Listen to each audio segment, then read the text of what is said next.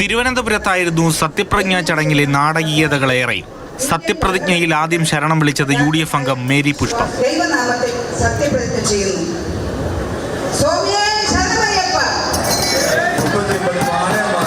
ഇതോടെ ചില BJP അംഗങ്ങളും ശരണം വിളി ഏറ്റെടുത്തു. ചിലർ അയ്യപ്പനും കടന്ന് ശ്രീപത്മനാഭനെയും ആറ്റുകാലമ്മയും കൂട്ടുപിടിച്ചു.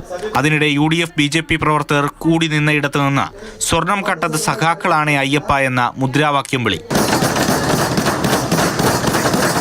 BJP പ്രവർത്തകർ സത്യപ്രതിജ്ഞാ വേദിയിൽ RSS ഗണഗീതവും പാടി.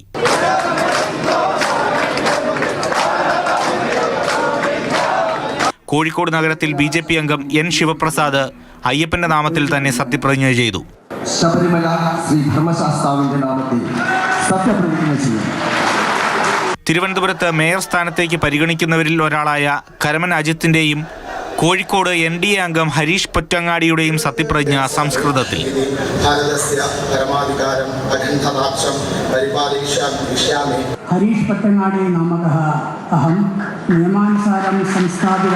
പത്തനംതിട്ട പ്രമാടം പഞ്ചായത്തിൽ BJP അംഗമായ അഞ്ജലി ശങ്കർ ഹിന്ദി പിടിച്ചു.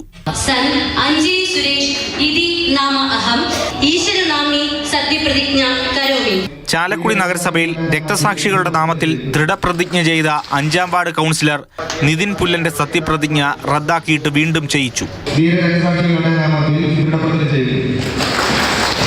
തിരുവനന്തപുരത്ത് ശബരിനാഥ് അടക്കം പല UDF നേതാക്കളും ഭരണഘടന ഉയർത്തിപ്പിടിച്ചാണ് സത്യപ്രതിജ്ഞ ചെയ്തത്.